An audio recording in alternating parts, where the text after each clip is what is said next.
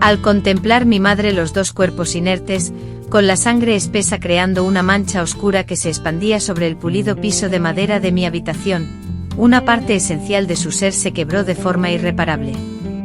Para participar en esta experiencia, por favor, dale me gusta a este vídeo, suscríbete al canal y deja un comentario contándonos un poco sobre ti, dinos dónde vives actualmente, cuántos hijos y nietos tienes y qué actividades disfrutas hacer en tu tiempo libre.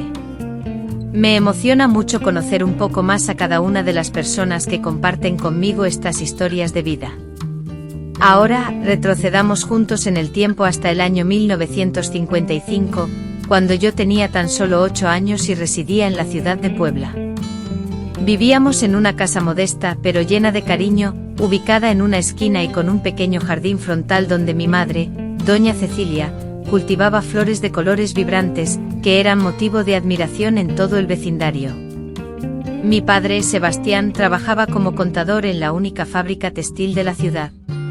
Era un hombre reservado, de pocas palabras, que solía leer el periódico en la terraza después de cenar, acompañado por una radio a pilas que transmitía los partidos del Club América. Éramos una familia humilde, como muchas otras de esa época. Yo era hija única, nacida después de que mi madre sufriera 3 pérdidas de embarazos. Cuando mi mamá, con una sonrisa que iluminaba su rostro, me trenzaba el cabello antes de ir a la escuela, solía decir, «Eres un milagro». Vivíamos con lo necesario para mantener una vida digna. En las cálidas noches de verano, mi mamá, mi papá y yo nos sentábamos en la banqueta frente a nuestra casa para respirar el aire fresco y platicar con los vecinos que caminaban por la calle.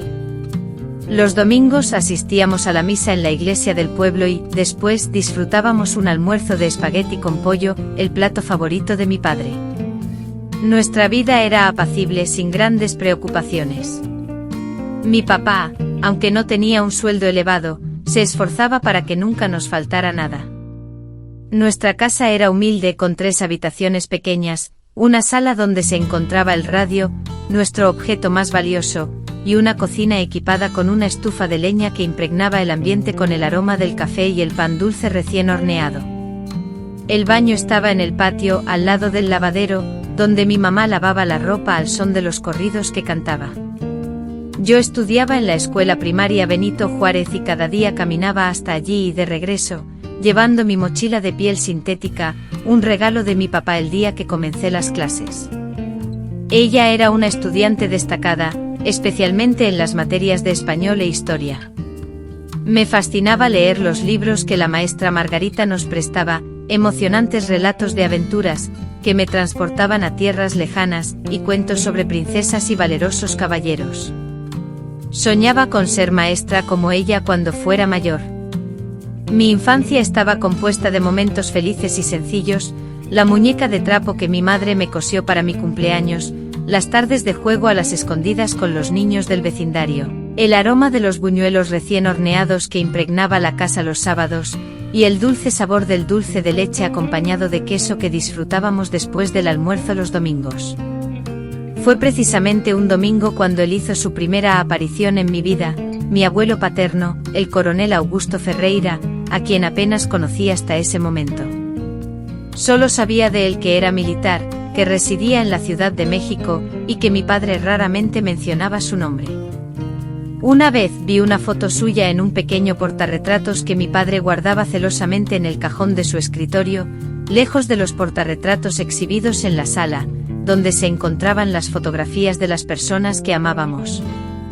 Aún puedo revivir ese día, como si fuera ayer. Estábamos sentados a la mesa, ya casi finalizando el almuerzo dominical, cuando de repente escuchamos un fuerte golpe en la puerta principal. Fueron 3 golpes secos y decididos, de una manera que indicaba autoridad, como si quien golpeaba no estuviera solicitando permiso para entrar, sino demandando que se le abriera la puerta. Mi padre, que hasta ese momento había estado relajado, se levantó de la mesa con una expresión completamente nueva para mí, una mezcla de sorpresa y un miedo palpable.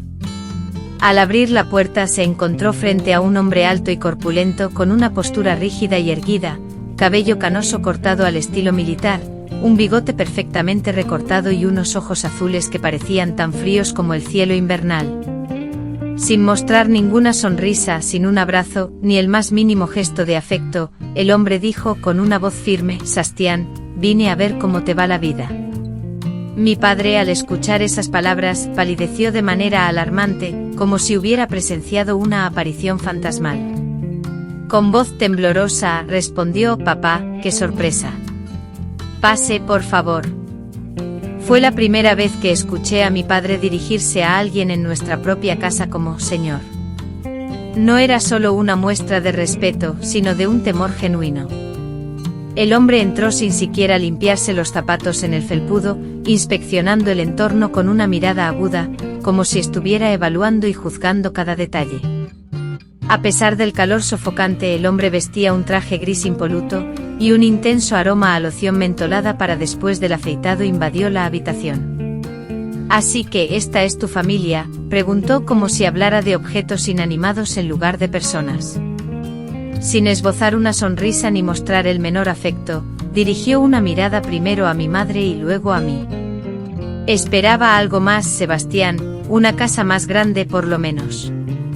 Mi madre, siempre amable y hospitalaria, se puso de pie, visiblemente nerviosa, y se acomodó el delantal. «Es un placer conocerlo finalmente, señor Augusto. ¿Desea un café? Acabo de preparar churros». «No he venido a socializar», cortó de manera brusca. «Mi presencia aquí se debe a mi obligación de comprobar cómo mi hijo está criando a mi nieta. La familia lleva nuestro apellido, Sebastián. Espero que estés educando a esta niña con disciplina». En ese instante advertí que algo colgaba de su cintura, parcialmente oculto por el saco, una pistola en una funda de cuero negro. Aunque era solo una niña, supe perfectamente lo que era. A pesar de mi corta edad, un escalofrío helado me recorrió la espalda al sentir la intensa mirada de aquel hombre por primera vez. «Ven acá, niña», ordenó con voz firme, no invitando sino mandando.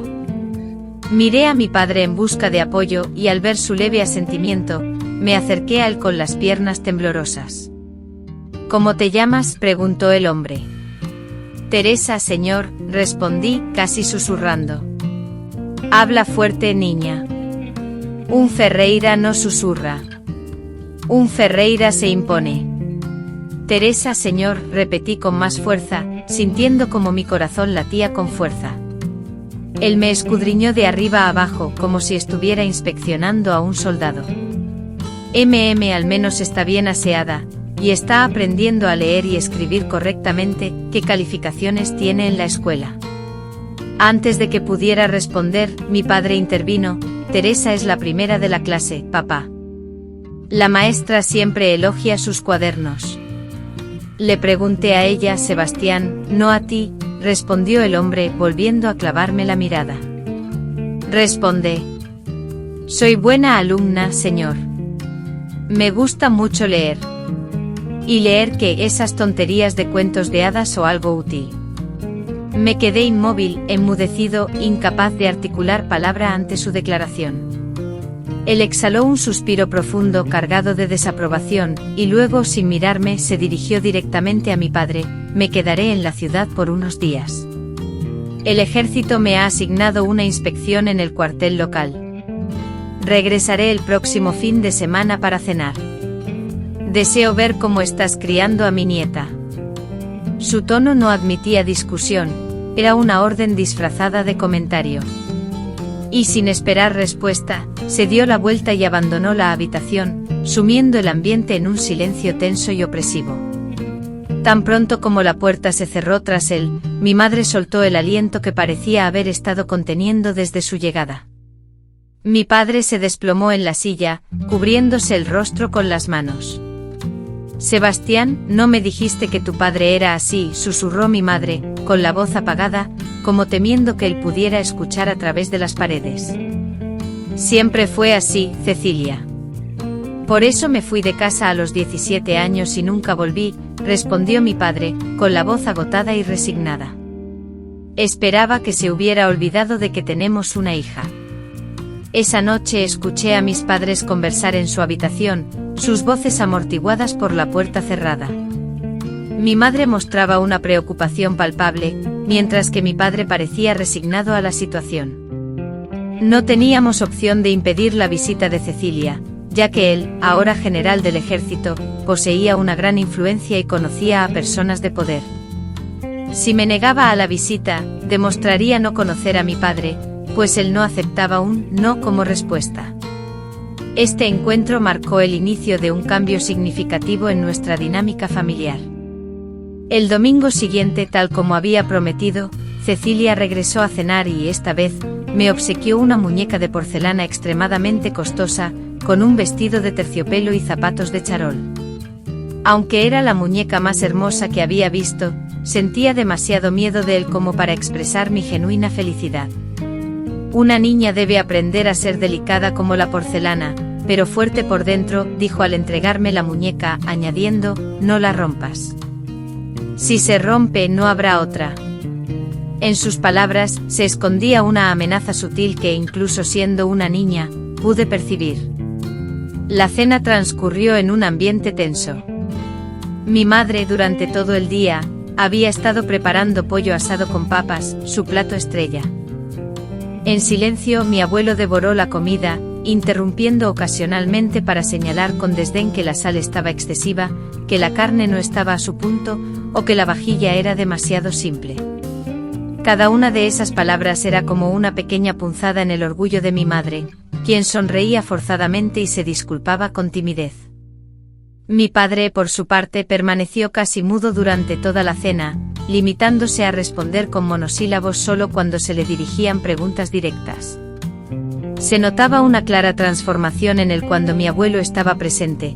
El hombre tranquilo y respetado que solía ser en nuestra comunidad, se convertía en una sombra insegura, casi infantil, preocupado por no cometer ningún error. Después de la cena, mi abuelo exigió revisar mis cuadernos escolares. Con una expresión severa hojeó cada página, deteniéndose a señalar con crítica cada error, cada letra mal formada. Esta caligrafía es inaceptable. Un Ferreira debe tener una letra firme, decidida. Esto parece el garabato de un animal, sentenció. Contuve las lágrimas, decidida a no mostrar debilidad frente a él, intuyendo que llorar solo serviría para empeorar la situación. Se marchó alrededor de las 9 de la noche, prometiendo o tal vez amenazando regresar el fin de semana siguiente. Una vez que se marchó, la atmósfera en la casa se sintió liviana, como si un gran peso se hubiera levantado. Podíamos respirar con tranquilidad, libres por fin. ¿Por qué el abuelo es siempre tan gruñón, papá?, pregunté aprovechando la soledad y la seguridad. Mi padre soltó un profundo suspiro. Él piensa que la disciplina estricta y la rigidez son esenciales para forjar el carácter, hija. Así fue como lo criaron y a su vez, intentó criarme a mí. Le tienes miedo, ¿verdad? Mi padre guardó silencio por un instante pensativo. Luego pronunció una frase que quedó grabada en mi memoria: a veces, Teresa, el miedo no es un signo de cobardía, sino de sentido común. En las semanas siguientes, se estableció una rutina predecible. Mi abuelo aparecía cada fin de semana, a veces para el almuerzo del domingo, a veces para la cena del sábado. Cada visita era precedida por una limpieza exhaustiva de la casa, orquestada por mi madre, quien revisaba obsesivamente cada rincón, asegurándose de que todo estuviera impecable, desde los cubiertos relucientes hasta la perfección de la comida. Ella anhelaba desesperadamente su aprobación, tal vez motivada por su amor a mi padre, o quizás por un deseo innato de complacerlo. A pesar de los esfuerzos, la aprobación siempre se esfumaba, reemplazada por críticas constantes y sugerencias de mejora. La casa, consideraba, era demasiado modesta, la comida, aunque buena, no alcanzaba la excelencia. Aunque mi comportamiento era correcto, se esperaba una mayor disciplina. Con el tiempo él comenzó a inundar nuestra casa con regalos, una vitrina ostentosa que contrastaba con el mobiliario humilde, una radio nueva y poderosa, y una lujosa alfombra persa para la sala. Cada obsequio venía acompañado de un comentario sobre la necesidad de refinar nuestro hogar. Mi padre en silencio aceptaba estos presentes, temiendo la ira del militar. Cada regalo era una muestra de dominio, un recordatorio de su control, incluso sin residir con nosotros. Paulatinamente su presencia se intensificó. Ya no se limitaba a los fines de semana, a veces sin previo aviso, aparecía un miércoles por la noche, supuestamente para asegurarse de que estábamos bien. Criticaba la cena modesta que mi madre preparaba entre semana, la ropa sucia de mi padre después de un día arduo de trabajo, y los juguetes que yo dejaba desordenados en mi habitación. Nuestra casa, antes un refugio, ya no nos pertenecía. Era como vivir bajo la constante amenaza de una inspección militar, siempre con la guardia en alto, siempre expectantes y nerviosos. Las risas espontáneas y alegres de los domingos por la tarde habían desaparecido. Las conversaciones en la mesa se volvieron frías, calculadas y cortas. Incluso cuando él no estaba presente físicamente, su influencia pesada se sentía en el ambiente. Un sábado, para sorpresa de todos, llegó a casa antes de lo previsto y encontró a mi madre con un pañuelo en la cabeza y el delantal manchado, aún terminando las tareas domésticas. La decepción pintada en su rostro fue tan notoria que mi madre, con voz temblorosa, comenzó a disculparse. «Perdón, señor Augusto, no esperaba su llegada tan temprano». Con tono severo él le respondió: «Una mujer debe estar siempre presentable, Cecilia, siempre, sin importar la hora o la situación». Mi amada esposa, ya fallecida, nunca se habría mostrado en tal condición, ni siquiera ante los empleados.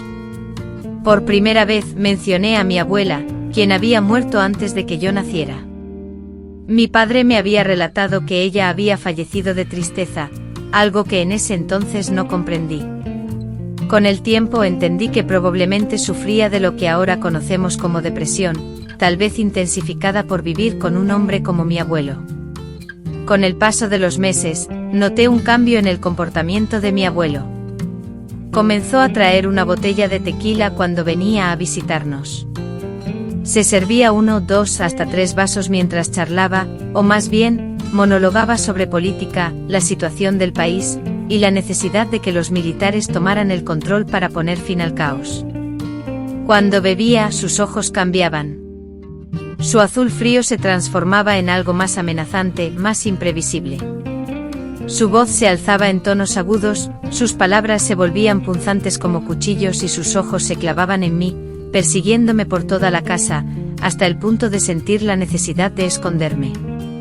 Fue entonces cuando comenzó a insistir en darme clases particulares, argumentando que la escuela pública era insuficiente y que yo requería una educación más exigente. Los sábados, después de cenar, me obligaba a sentarme en la mesa de la cocina, con un cuaderno y un lápiz, mientras dictaba datos históricos, ecuaciones matemáticas y reglas gramaticales. Cualquier error era castigado con severas críticas y, en ocasiones, con la regla de madera que empezó a traer consigo. «El dolor enseña, Teresa», me decía mientras me golpeaba las pequeñas manos con ese trozo de madera, «el dolor es la mejor maestra». Mis padres impotentes eran testigos silenciosos. Mi madre lloraba en secreto en su habitación después de que me acostaba, mientras que mi padre, en un intento quizás de emularlo o de evadir la realidad que se vivía en nuestro hogar, bebía cada vez más. La autoridad del general Augusto Ferreira, un hombre de poder absoluto e indiscutible, reinaba sobre la casa. Nadie, ni siquiera los sirvientes, se atrevía a contradecirlo o a poner en duda sus órdenes. En la intimidad del hogar, cuando quedábamos a solas, mis padres intentaban mitigar su impacto. Mi madre me colmaba de abrazos, preparaba mis postres favoritos y me contaba cuentos hasta que me quedaba dormida. Mi padre, por su parte, me sorprendía con pequeños obsequios, como un lazo para el cabello, un libro recién salido o una barra de chocolate. Parecía que se esforzaban desesperadamente por equilibrar la oscuridad que la presencia de mi abuelo había traído a nuestras vidas. Sin embargo, la sombra del general se extendía, creciendo como una planta venenosa que, enroscándose alrededor de un árbol sano, le succiona la vida lentamente hasta asfixiarlo. Ignorábamos entonces que lo peor aún estaba por llegar, que esa figura imponente y aterradora que dominaba nuestras vidas era tan solo el presagio de una tormenta que arrasaría para siempre la sencilla y feliz familia que habíamos sido antes de la llegada del general Augusto Ferreira. Fue entonces, mis queridos oyentes, que la apacible calma de mi niñez se convirtió en una aterradora sucesión de eventos. Esta pesadilla, que iría increscendo, culminaría en una sofocante noche de marzo de 1956, precisamente después de haber celebrado mi 9º cumpleaños. Pero ahondaremos en esto con mayor detalle a lo largo del relato. Solo aquellos que compartieron el mismo hogar con un militar de alto rango durante la década de los 50 pueden comprender la magnitud de lo que representaba la autoridad absoluta. Mi abuelo, el general Augusto Ferreira, no era simplemente un hombre severo, era una fuerza implacable, un vendaval que arrasaba todo a su paso, dejando tras de sí un rastro de dignidad y autoestima destrozadas. Con el transcurso de los meses, y a medida que sus visitas se hacían más frecuentes, empecé a percibir ciertos patrones en su comportamiento. Siempre se presentaba impoluto incluso en los días más calurosos de Puebla, con su traje gris o azul marino impecable, sin una sola arruga, y sus zapatos relucientes como espejos. Con su cabello blanco corto y peinado al ras, ni un solo mechón se atrevía a salirse de su lugar. Una pistola, parcialmente oculta por su saco, permanecía firme en su cintura, visible lo suficiente para recordarnos su autoridad. Durante las primeras horas de sus visitas, cuando aún no había consumido alcohol, mantenía una frialdad formal. Hablaba poco, observando con atención. Sus ojos azules penetrantes examinaban cada rincón de la casa, cada movimiento, cada palabra pronunciada, registrando todo como posibles armas para futuras críticas. Era como vivir bajo la constante amenaza de un francotirador, esperando el momento oportuno para atacar. Sastián, ese cuadro está torcido, decía, señalando el pequeño paisaje que mi madre había adquirido en el mercado. Una casa ordenada refleja una mente ordenada. O dirigiéndose a Cecilia, ese mantel tiene una pequeña costura. Prefiero no ver remiendos en la mesa. Demuestra pobreza de espíritu. Cada una de sus críticas, como pequeñas puñaladas, se acumulaban en el corazón de nuestra familia.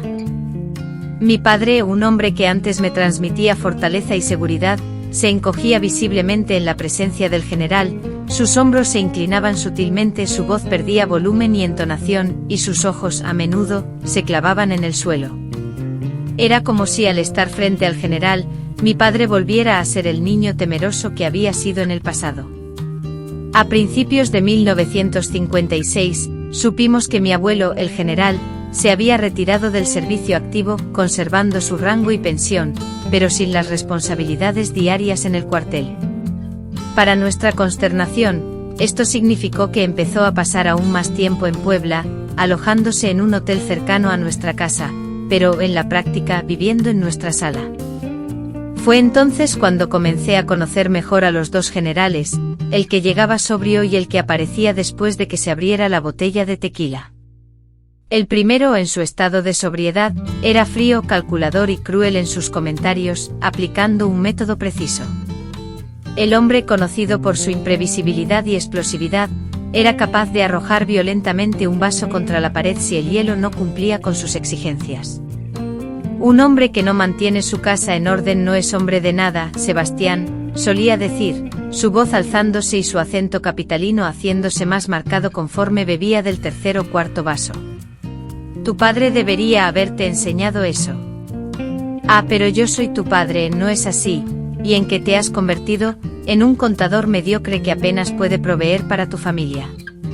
Ante la humillación, el padre de Sebastián tragaba saliva y se mantenía en silencio, aunque ocasionalmente intentaba defenderse, diciendo, papá, tenemos una vida digna. No somos ricos, pero digna. Sin embargo, el general interrumpía con una risa sarcástica, ¿llamas a esto dignidad? Esta casa que parece una choza, este trabajo de segunda categoría, esta vida de conformismo. Después inevitablemente dirigía su mirada a Sebastián. ¿Es esto lo que quieres enseñar a tu hija, Sebastián? A conformarse con migajas. Una Ferreira merece más. La sangre de mi sangre merece más. Resultaba inquietante que siempre se refiriera a mí como Ferreira, pero rara vez pronunciara mi nombre. Era como si yo no fuera más que una mera prolongación del apellido, un simple depósito del linaje familiar, y no una persona real, con sentimientos e individualidad. A medida que consumía más alcohol, la tonalidad de sus ojos, de un azul glacial, se transformaba en algo más opaco, más siniestro, y su mirada comenzó a seguirme por toda la casa, haciéndome sentir expuesta, vulnerable, como si mi uniforme escolar de repente se hubiera vuelto invisible. Había momentos en los que me pedía sentarme a su lado en el sillón, colocaba su mano pesada sobre mi hombro y me observaba detenidamente, tan cerca que podía percibir el olor a tequila mezclado con loción para después del afeitado. «Tienes los ojos de tu abuela», murmuraba con una voz distinta, casi nostálgica. Ella también era terca. Sí, terca hasta el final. En esos instantes mi madre siempre inventaba alguna excusa para llamarme a la cocina, solicitando mi ayuda con alguna tarea improvisada. Mientras yo era pequeña e inocente, mi madre parecía intuir un peligro que yo no lograba entender del todo. Una noche, ya acostada en mi cama, escuché a mis padres discutir en la cocina, hablando en voz baja para que no los oyera. Mi madre, con la voz temblorosa, susurró: «No me gusta la forma en que la mira, Sebastián. Hay algo oscuro, algo perverso». Mi padre, con un tono cansado, respondió: «Es tu padre, Cecilia, él jamás haría algo malo. Es simplemente su carácter, es autoritario y controlador.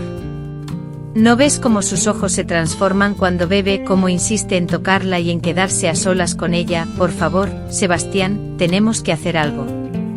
Mi madre, desesperada, preguntó: «¿Y qué sugieres? ¿Que enfrente a un general del ejército? ¿Que acuse a mi propio padre de...?» «Ni siquiera puedo decirlo». Entonces mi madre suplicó: «Vámonos, vámonos a Guadalajara, al norte, a cualquier lugar lejos de él». Mi padre respondió: «¿Y de qué vamos a vivir? Mi trabajo está aquí». Con un tono sombrío agregó: «¿Crees que no nos encontraría? Tiene contactos por todo el país, Cecilia. No hay forma de esconderse de hombres como tu padre». La discusión continuó, pero me quedé dormida antes de poder escuchar el final. A la mañana siguiente, al despertar, noté con preocupación que mi madre lucía ojeras profundas, como si no hubiera dormido en días, y mi padre, al observarlo, parecía haber envejecido 10 años de golpe durante la noche. La situación familiar se ensombreció aún más cuando mi abuelo tomó la decisión definitiva de trasladarse a vivir a Puebla. Para ello adquirió una gran casa en la zona alta de la ciudad, una de esas antiguas mansiones con imponentes columnas en la entrada y un jardín meticulosamente cuidado por jardineros profesionales. A pesar de tener su propia residencia, la presencia de mi abuelo en nuestra casa se hizo casi diaria, especialmente a la hora de la cena, a la que solía presentarse sin previo aviso. Un general debe siempre realizar inspecciones sorpresa, solía justificar con una sonrisa que no llegaba a iluminar sus ojos. Así es como se revela la verdadera naturaleza de sus subordinados. Acto seguido, se instalaba en la cabecera de la mesa, el lugar que antes ocupaba mi padre, y dominaba la conversación con largos monólogos sobre la decadencia moral del país, la urgente necesidad de un gobierno con mano dura y la supuesta infiltración comunista en todas las instituciones. «Por eso nunca me separé de mi pistola», afirmaba, mientras acariciaba el bulto que se formaba bajo su saco. Un hombre debe estar siempre preparado para proteger su patria, su honor y a su familia. Siguiendo ese orden de prioridades, el arma era una compañera constante, casi como si fuera una extremidad más de su cuerpo. Yo nunca la había visto en su totalidad, solo el bulto que se insinuaba bajo la tela o la funda de cuero cuando se quitaba el saco en los días de calor intenso, pero sabía que se trataba de una pistola Colt, modelo 45. Ya que él mismo se jactaba de ser la misma arma que empleó para limpiar el país de los comunistas en 1938. En ocasiones, cuando mi padre se atrevía a discrepar de alguna opinión política extremista, mi abuelo golpeaba la mesa con tal fuerza que los cubiertos tintineaban, y gruñía: «Ten cuidado con lo que dices, Sebastián. Tu trabajo en la fábrica depende de la buena voluntad de personas que me respetan. Sería una lástima que ese respeto se viera afectado por las ideas equivocadas de mi hijo». Era una amenaza sutil, pero lo suficientemente clara para ser entendida. Ante la simple presencia del general, mi padre, sin importar lo que estuviera diciendo o sintiendo, se silenciaba de inmediato. El general, con su influencia que se extendía por toda la ciudad, conocía a jueces, delegados y dueños de fábricas, lo que le otorgaba un poder vasto. Una sola palabra suya bastaba para arruinar la carrera profesional de mi padre en cuestión de horas. Con el paso del tiempo, mi padre, agobiado por la situación, comenzó a beber, aunque no en la misma medida que mi abuelo, pero lo suficiente como para intentar anestesiar las humillaciones que sufría. Regresaba del trabajo, cenaba en silencio y luego se sentaba en la terraza con una botella de tequila barata, mirando fijamente al vacío hasta que mi madre, con paciencia, lograba convencerlo de entrar a la casa y acostarse. Lo que antes era un hogar tranquilo, se convirtió en un ambiente tenso y peligroso, un campo minado emocional donde cualquier palabra o movimiento podía provocar un estallido. Aprendimos a actuar con cautela, a sopesar cada palabra y a anticipar los cambios de humor del general para así poder adaptarnos a ellos. Mi madre, desesperada por mantener una mínima normalidad, insistía en que cenáramos juntos siempre y cuando el general no estuviera presente. Quería que habláramos sobre lo que había hecho en la escuela, que siguiéramos algunas de nuestras costumbres, como tener un pastel especial para celebrar los cumpleaños o que me contara cuentos antes de dormir. Pero era como intentar prender una vela en medio de un vendaval. En el colegio mi rendimiento académico empezó a bajar. No lograba concentrarme. Durante las clases, me la pasaba dibujando en los bordes de los cuadernos o mirando por la ventana. La profesora Margarita notó mi cambio y me llamó después de clase un día. ¿Qué te ocurre, Teresa? Siempre has sido una de mis mejores estudiantes, me preguntó con genuina preocupación. Deseaba contarle todo sobre el miedo que sentía por mi abuelo, sobre cómo ya no me sentía segura en mi propia casa, sobre las miradas extrañas que me dirigía cuando bebía. Sin embargo, las palabras se quedaron atascadas en mi garganta. Además de que serviría, como iba a enfrentar a un general respetado y temido por todos en la ciudad, solo estoy cansada, maestra, respondí, evitando su mirada. Además de mis estudios regulares, también me dedicaba a estudiar arduamente en casa, lo cual no era del todo falso. Mi abuelo, con su carácter implacable, me obligaba a pasar horas extra estudiando diariamente, siempre bajo su estricta supervisión. Cualquier error, por pequeño que fuera, era motivo para interminables sermones sobre la importancia de la disciplina y la búsqueda de la excelencia. Un Ferreira no se conforma con la mediocridad, repetía como un mantra, un Ferreira lidera, no sigue. En marzo de 1956, poco después de cumplir 9 años, ocurrió un evento que alteró significativamente la dinámica familiar. Mi padre fue convocado para un viaje de negocios a Guadalajara, una tarea que implicaría una ausencia de 3 días visitando proveedores de la fábrica. Nunca antes lo había visto tan reticente a realizar un viaje profesional, inventó excusas, intentó aplazarlo e incluso propuso que otro contador lo reemplazara, pero el dueño de la fábrica insistió en su presencia debido a su experiencia.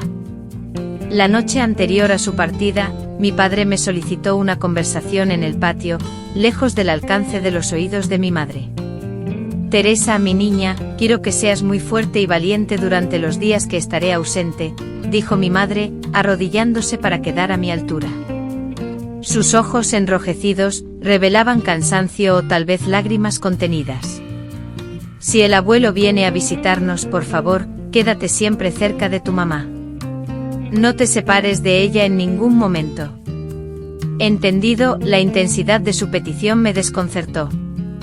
Y si él te hace o te dice algo que te incomode, cualquier cosa, corre inmediatamente a la casa de doña Juana, la vecina. No importa si es de día o de noche.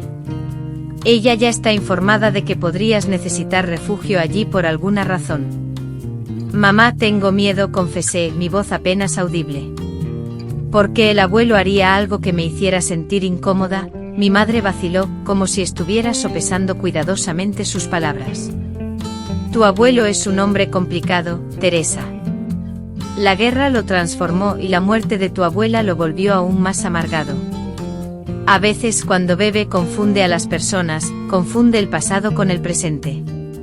Aunque no comprendí del todo el significado de sus palabras, la profunda solemnidad grabada en su rostro me causó temor. ¿Prometes que regresarás pronto, papá?, pregunté con voz temblorosa. Lo prometo, mi querida princesa. Solo serán 3 días.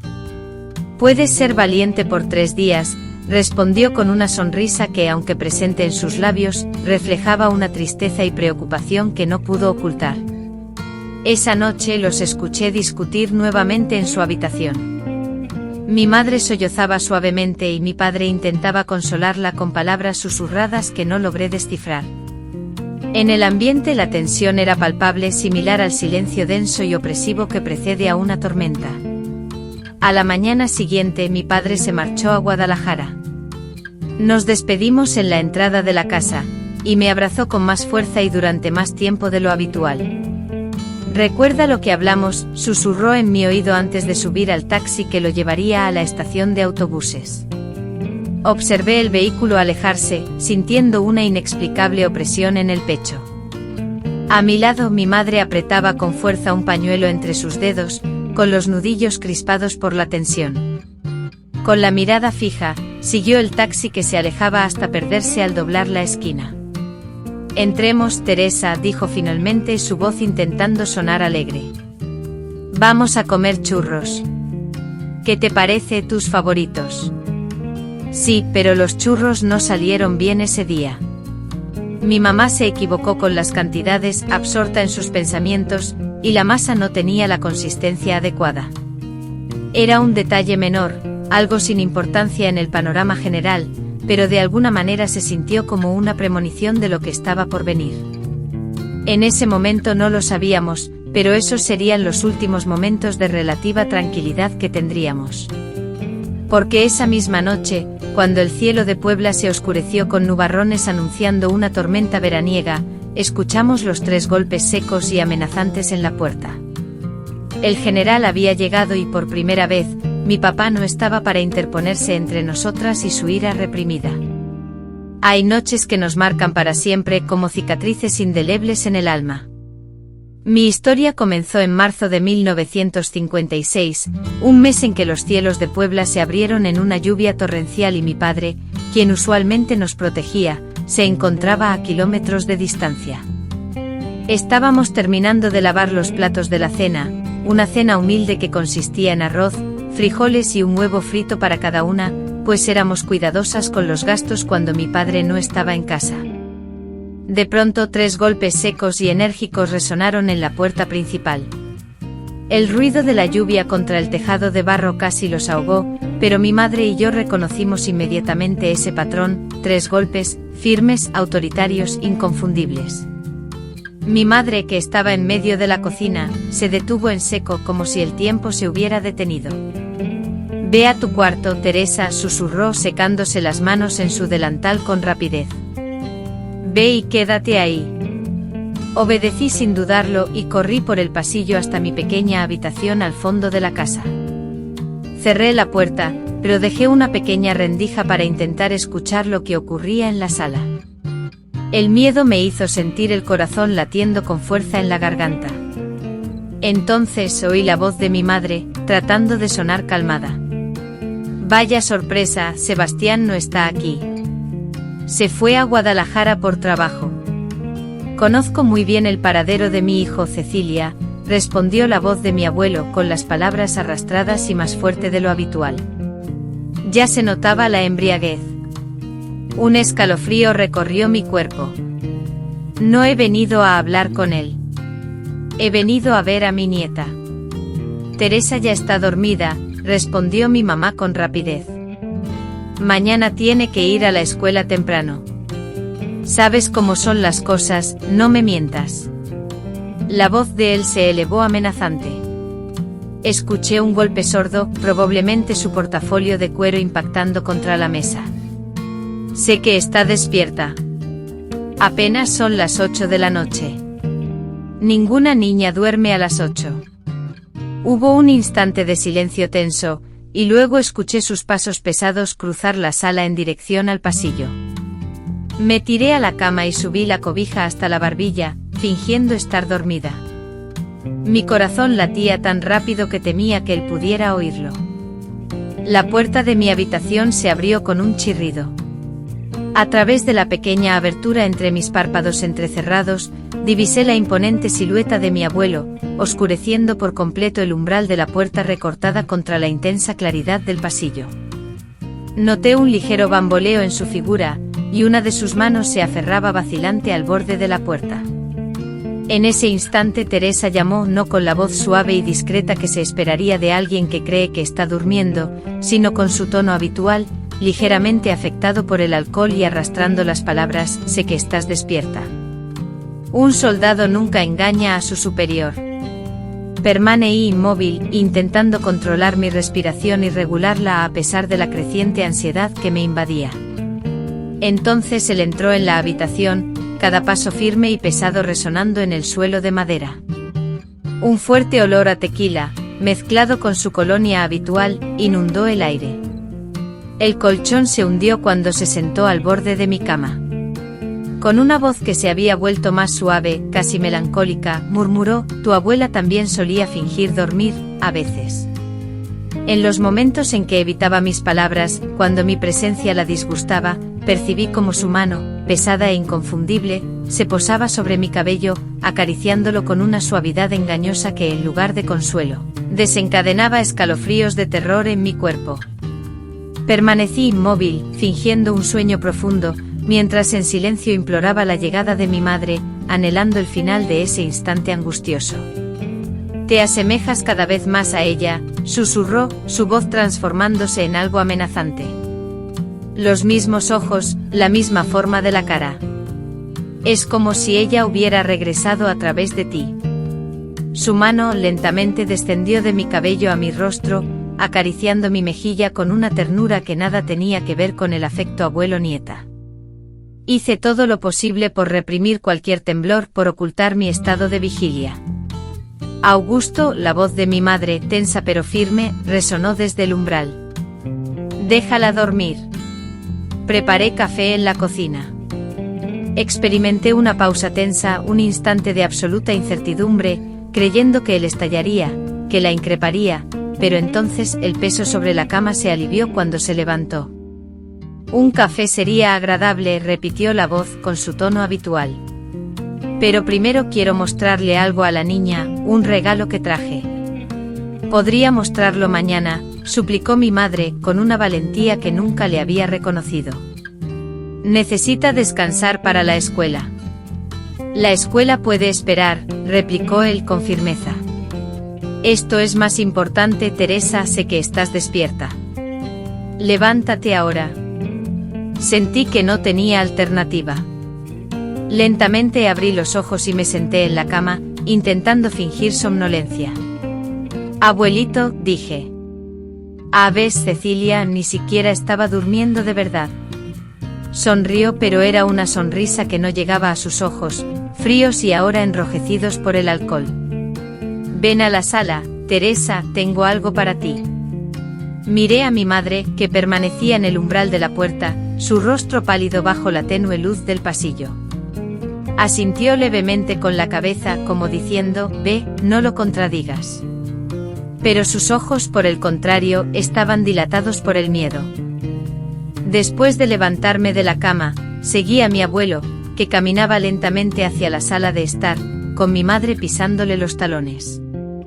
Al llegar, noté sobre la mesa, junto a su viejo portafolio de cuero, una botella de tequila a medio terminar y un vaso con un poco de líquido residual.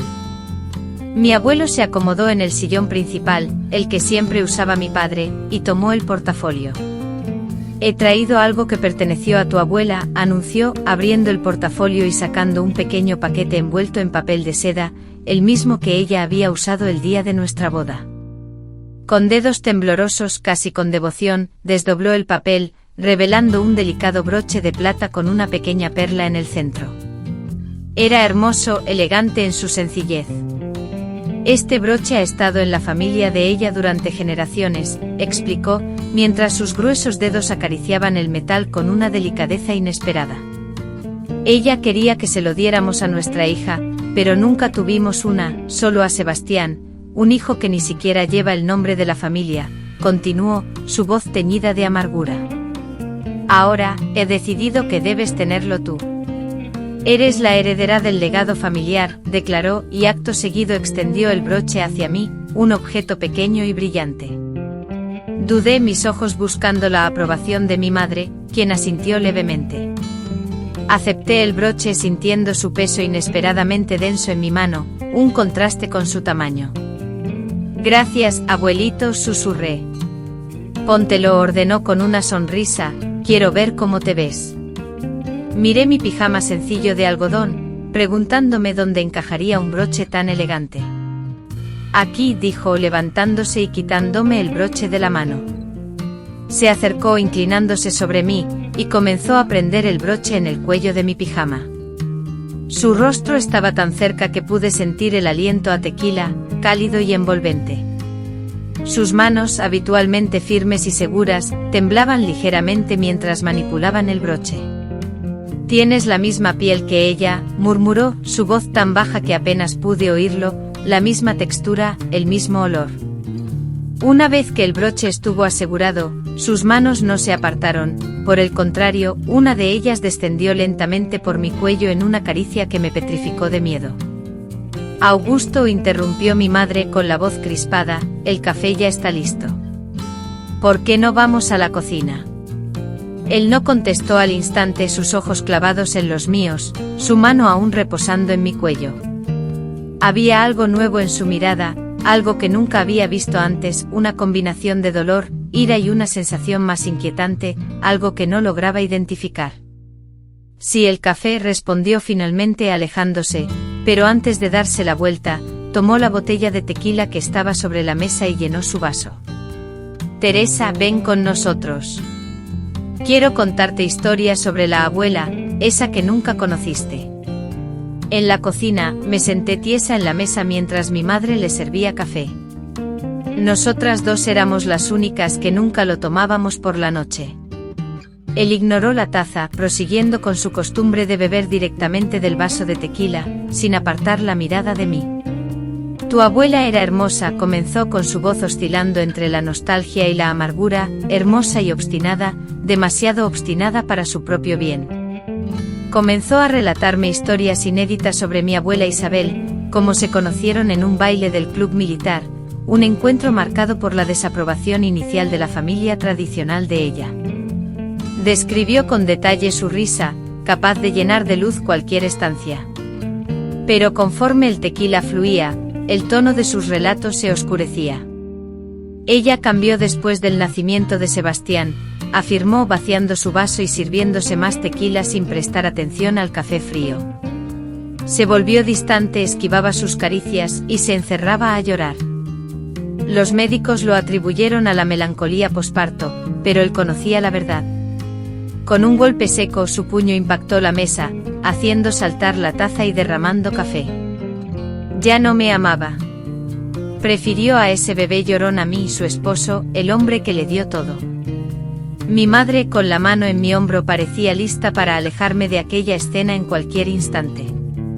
A través de la fina tela de mi pijama, podía percibir el temblor de mi madre. Creo que es hora de irse a dormir, Augusto, dijo ella, intentando sonar tranquila, aunque la tensión en su voz era palpable. Teresa necesita descansar, ¿verdad? Golpeó la mesa con más fuerza que antes, decidida a hacerle entender. Necesita saber esto, necesita comprender la sangre que corre por sus venas. Se giró hacia mí y sus ojos, antes llenos de preocupación, ahora estaban completamente dominados por una mirada que solo podía describir como locura. Tu abuela me abandonó, Teresa. Tomó esas pastillas a propósito, sabiendo el resultado. Un último acto de rebeldía contra mí. Augusto, por favor, imploró mi madre, su voz temblorosa. Esa no es una conversación apropiada para una niña. Él la ignoró por completo, inclinándose hacia mí sobre la mesa, su aliento agitado. Pero tú no me abandonarás, ¿verdad? Tú eres diferente. Puedo ver en tus ojos que entiendes la importancia de la lealtad, de la obediencia. La lluvia arreció fuera, el ruido de las gotas contra el techo se volvía ensordecedor. Un relámpago iluminó la cocina por un instante, revelando cada detalle, seguido inmediatamente por el estruendo del trueno. Un escalofrío helado recorrió mi cuerpo, provocado tanto por el sobresalto inicial como por la creciente sensación de pánico que me invadía. Tengo miedo a la tormenta, abuelito, farfullé, ideando una excusa para escapar de esa situación. Puedo ir a mi cuarto ahora. Él entrecerró los ojos, como si pudiera leer a través de mi mentira y ver la verdadera fuente de mi temor. Miedo. Una Ferreira no siente miedo, Teresa. El miedo es para los débiles. Se levantó de golpe, perdiendo el equilibrio por un instante, y rodeó la mesa para situarse a mi lado. Me agarró del brazo con fuerza, obligándome a ponerme de pie. Te voy a enseñar a no tener miedo como le enseñé a tu padre, aunque él haya olvidado la lección. Suéltala, mi madre se interpuso entre nosotros, apartándolo de mí. Era la primera vez que la veía enfrentarlo directamente y la sorpresa en su rostro se transformó rápidamente en ira. No te metas, Cecilia, rugió, empujándola con tal violencia que la hizo tropezar y caer contra la estufa, derribando una olla que estaba sobre ella. El estruendo metálico resonó por toda la cocina. Aprovechando la distracción, corrí desesperadamente con la esperanza de llegar a la puerta trasera que comunicaba con el patio. Desde allí, según las instrucciones de mi padre, podría escapar a la casa de doña Juana. Pero no fui lo suficientemente veloz. En 2 zancadas me alcanzó sujetando mi brazo con una fuerza brutal que me arrancó un grito de dolor. ¿A dónde crees que vas?, rugió, su voz transformada. Nadie huye de mí. Me arrastró de vuelta por el pasillo, ignorando mis súplicas y los ruegos desesperados de mi madre, quien intentaba detenerlo. Al llegar a mi habitación, me lanzó sobre la cama con tanta violencia que mi cabeza golpeó la pared. Necesitas aprender, dijo, su voz ahora extrañamente calmada, lo cual era aún más aterrador que sus gritos. Necesitas aprender el precio de la desobediencia. Con horror, vi cómo llevaba la mano a la cintura y sacaba la pistola de su cartuchera. El metal negro brilló bajo la tenue luz de la lámpara de la habitación. Augusto, por el amor de Dios, desde el umbral de la puerta, mi madre, con paso firme, se adentró en la habitación, y elevando la voz gritó, Cecilia, quédate donde estás. La pistola, que empuñaba con mano firme, se dirigió amenazante hacia mí, paralizándome en el marco de la puerta. Os juro que jalo este gatillo. Mi cuerpo se tensó, el rostro deformado por la desesperación, pero no di un paso atrás. ¿Qué vas a hacer? Es solo una niña, tu nieta. Voy a hacer lo que debería haber hecho con Isabel cuando me desafió, replicó, enfocando de nuevo el arma hacia mí. Voy a dar una lección que jamás olvidará. El temblor me sacudía violentamente, las lágrimas surcaban mis mejillas, y la voz se me había ido, incapaz de articular palabra o reacción. La pistola parecía inmensa en sus manos, el cañón, un agujero negro que anunciaba el final. Quítate ese pijama, ordenó la voz, repentinamente calmada, casi fría. Quiero ver lo que escondes, lo que crees que puedes negarme. Un hilo de voz, tembloroso de terror, apenas logró susurrar, por favor, abuelito, no. Avanzó su mano libre aferrando el cuello de mi pijama, y con un tirón brusco, lo desgarró. El delicado broche de plata que me había regalado hace poco se desplomó al suelo, resonando con un sonido metálico. Intenté protegerme deslizándome contra la pared, pero él me acorraló presionando el frío cañón de la pistola contra mi mejilla. No me obligues a repetirlo, siseó con la mirada perdida en una oscuridad que no parecía propia de un ser humano. Desvístete ahora. Mis manos temblaban mientras intentaba desabrochar lo que quedaba de mi pijama, las lágrimas nublando mi visión. Escuchaba los desesperados sollozos de mi madre, impotente tras la puerta, incapaz de enfrentarse al arma que la mantenía a raya. Isabel, susurró, sus ojos recorriendo mi cuerpo con una expresión perturbadora. Has vuelto a mí, ¿verdad? A través de ella, habías regresado. Estaba tan perturbado, tan sumido en su propia locura, que parecía no verme como su nieta, sino como la esposa que había perdido años atrás. La pistola vibraba en su mano, aún apuntándome, mientras la otra mano se dirigía a desabrochar su cinturón. «Hoy me vas a obedecer», sentenció con voz ronca. «Hoy no te negarás a darme lo que quiero. No me vas a quitar lo que legalmente me corresponde». El tiempo se volvía lento e insoportable mientras él se acercaba a mí. Un olor fuerte a tequila y sudor me asfixiaba, como una nube venenosa. Cerré los ojos paralizada por el pánico sin poder siquiera gritar. Sentí su mano rugosa rozando mi piel desnuda, causando escalofríos de repulsión y temor. La frialdad del cañón de la pistola presionando mi cuello era una amenaza silenciosa de lo que sucedería si me resistía. En ese instante oí un ruido en la puerta principal de la casa, el sonido inconfundible de llaves, seguido del abrirse de la puerta. «Cecilia, Teresa, ya llegué a casa», la voz de mi padre resonó en la casa como una respuesta directa a mis plegarias silenciosas. Mi abuelo se paralizó girando la cabeza hacia la puerta del cuarto, la confusión sustituyendo temporalmente la lujuria en sus ojos. «Sebastián», murmuró como si no pudiera creerlo. «Imposible. Está en Guadalajara». La reunión fue cancelada. La voz de mi padre, resonando cada vez más fuerte, se acercaba por el pasillo. El autobús escolar había regresado antes de lo previsto debido a la furia de la tormenta. Se detuvo en seco frente a la puerta de la habitación contigua a la de mi madre. En ese instante pude ver claramente cómo sus ojos se posaban en la escena que se desplegaba ante ellos, yo, semidesnuda, temblando contra la pared, mi abuelo inclinado sobre mí, con una pistola en una mano y la otra recorriendo mi cuerpo, la habitación sumida en el caos, y el penetrante olor a tequila invadiendo el aire. Durante un instante el mundo pareció paralizarse. El tiempo se detuvo congelando en una imagen horripilante el momento en que la última pizca de inocencia de nuestra familia se destrozó para siempre. Y entonces todo sucedió a una velocidad vertiginosa. Mi padre, emitiendo un rugido que no parecía provenir de un ser humano, se lanzó con toda su fuerza sobre mi abuelo.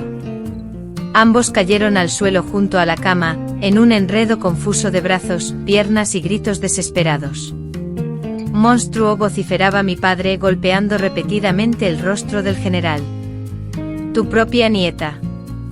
«Tu propia nieta», exclamó mi abuelo, y la sola mención hizo que me encogiera, buscando refugio contra la fría pared.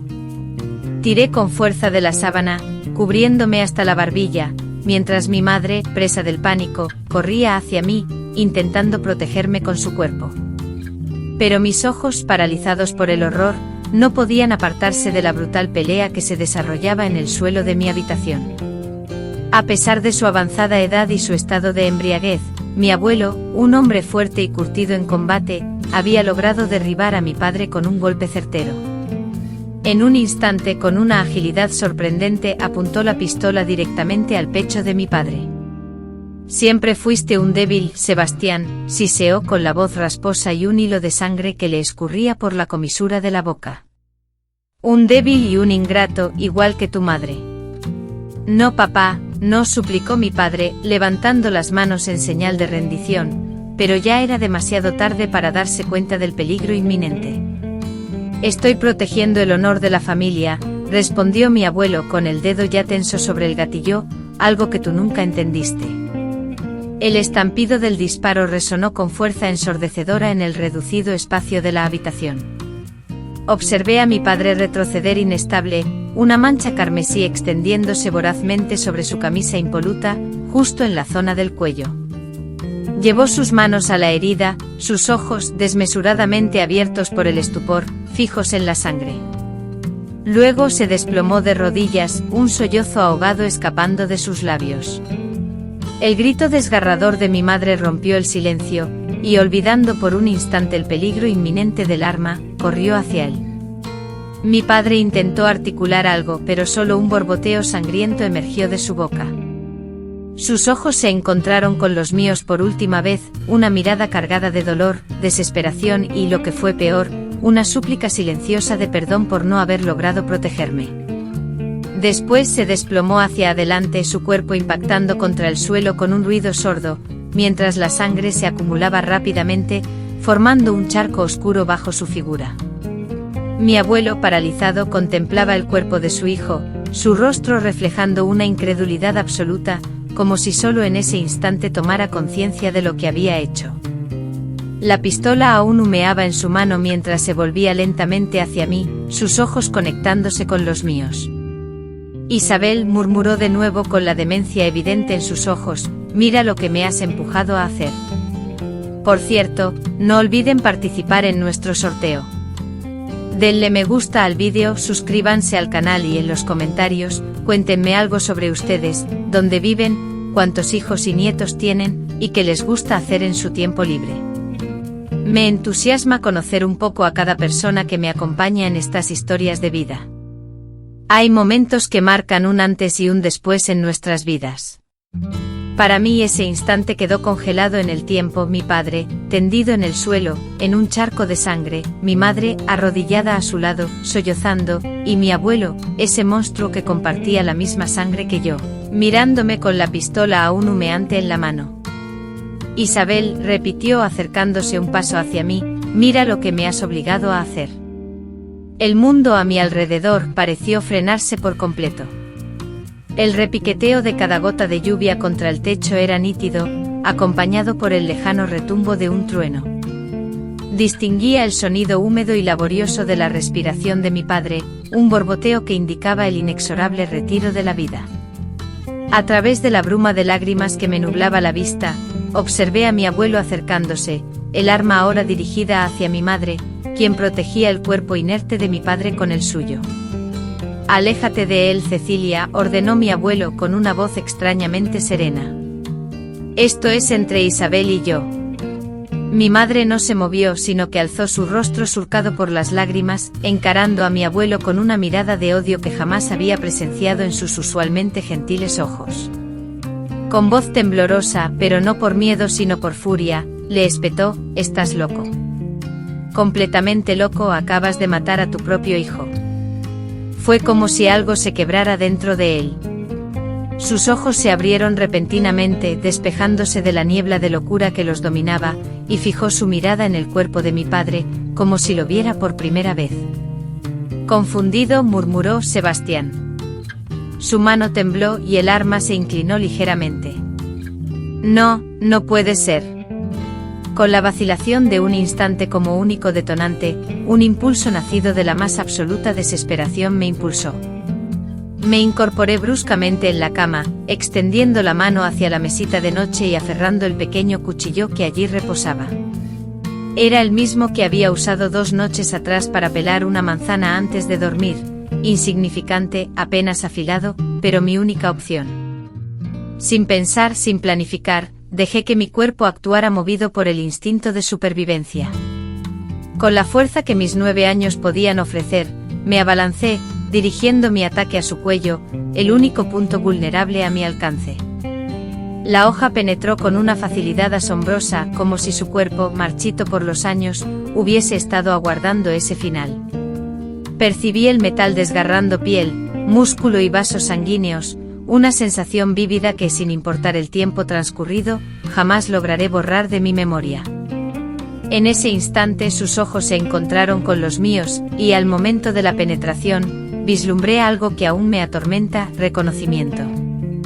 Sin mostrar sorpresa ni rabia, solo una mirada de entendimiento, como si supiera que este sería su final, como si lo hubiera anticipado en algún nivel. Isabel, fueron las últimas palabras que pronunció. Con un suspiro ahogado por la sangre que ya manchaba su boca, se tambaleó hacia atrás, y la pistola se estrelló contra el suelo con un sonido metálico. Llevó las manos al cuello intentando, en vano, detener el chorro carmesí que fluía entre sus dedos. Avanzó 2 pasos más vacilantes y finalmente cayó de rodillas, repitiendo la postura de mi padre momentos antes. Yo permanecí inmóvil.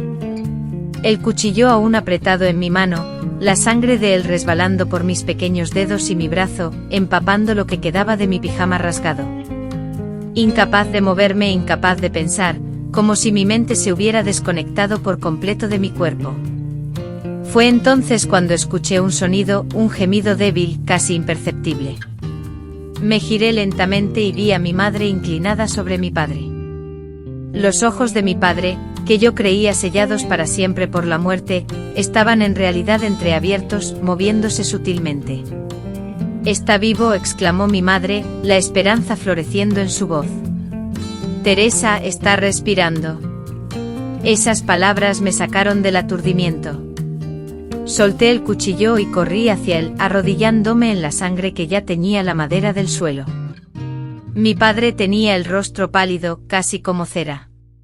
Sus labios mostraban un tono mortecino, pero sus ojos, esos ojos amables, que siempre me habían mirado con tanto amor, parpadeaban, luchando por mantenerse abiertos. «Necesitamos llevarlo al hospital», dijo mi madre, intentando detener la hemorragia de su cuello con un trozo desgarrado de la sábana. «¿Ahora cómo, mamá?», pregunté, la cruda realidad de la situación cayendo sobre mí como una losa. No teníamos teléfono en casa. El vecino más cercano, que si lo tenía, vivía a 2 manzanas de distancia. La ambulancia tardaría demasiado en llegar, sobre todo con la tormenta. Un golpe en la puerta principal interrumpió mi pregunta. Un fuerte golpe en la puerta interrumpió el silencio, mientras una voz grave y preocupada llamaba a Cecilia: «Sebastián, ¿están bien ahí adentro?». Reconocí la voz de don Romero, el vecino de enfrente, quien trabajaba como taxista. Él había gritado algo sobre un disparo. Mi madre y yo nos intercambiamos una mirada rápida, comprendiendo la gravedad de la situación sin necesidad de palabras. «Ayúdame a levantarlo», ordenó mi madre, con una determinación que nunca antes había escuchado en su voz. «Vamos a llevarlo hasta donde don Romero». No sé de dónde sacamos la fuerza, yo, una niña de 9 años, y mi madre, una mujer menuda que rara vez levantaba algo más pesado que un saco de arroz. A pesar de ello, logramos levantar a mi padre entre las dos. Él gimió de dolor al moverlo y más sangre brotó de la herida en su cuello, pero estaba vivo, luchando por seguirlo. Lo cargamos por el pasillo, pasando junto al cuerpo inmóvil de mi abuelo, cuyos ojos abiertos miraban fijamente al techo con un charco oscuro extendiéndose debajo de él. No pude ni quise mirar atrás. Toda mi concentración y energía estaban dirigidas a intentar salvar a mi padre. Al abrir la puerta principal, la lluvia torrencial nos azotó como una pared líquida. Don Romero, resguardado bajo el pequeño alero de la terraza, observaba la escena. Su rostro, marcado por la preocupación, se transformó en absoluto horror al vernos. «Dios mío del cielo, ¿qué pasó aquí?», exclamó, e inmediatamente se apresuró a ayudarnos a sostener el peso de mi padre. «Hospital», balbuceó mi madre con la voz entrecortada. «Por favor, Romero, hospital». «Ahora». Sin hacer más preguntas, don Romero, demostrando una fuerza sorprendente para su figura delgada, tomó a mi padre en sus brazos y lo cargó hasta su taxi, que estaba aparcado justo frente a nuestra casa. La lluvia nos empapó por completo en el breve trayecto. «¿Y el general?», preguntó don Romero mientras acomodábamos a mi padre en el asiento trasero del taxi, con mi madre deslizándose para sentarse a su lado, sosteniendo su cabeza en su regazo. «Muerto», repitió mi madre, sin el menor rastro de sentimiento en su voz. «No podemos esperar a la policía. Sebastián no resistirá». Don Romero me observó parada bajo la lluvia torrencial, aún aferrada a la puerta abierta del taxi. Mi pijama, hecho jirones y empapado de sangre, se pegaba a mi cuerpo, y mechones de cabello empapado me caían sobre la cara. Debió notar algo en mi mirada, porque no hizo más preguntas. «Sube, niña», dijo apenas arrancando el motor del coche. «Vamos a salvar a tu padre».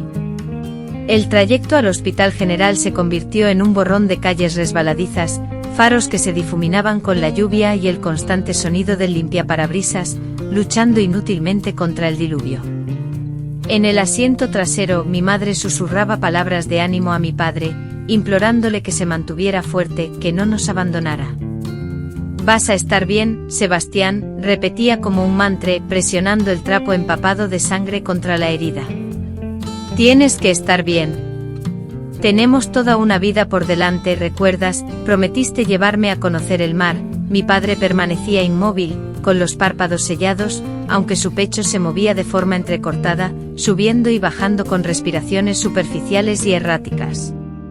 Tomé su mano helada y la apreté con todas mis fuerzas, como si pudiera infundirle mi propia energía vital a través de ese contacto.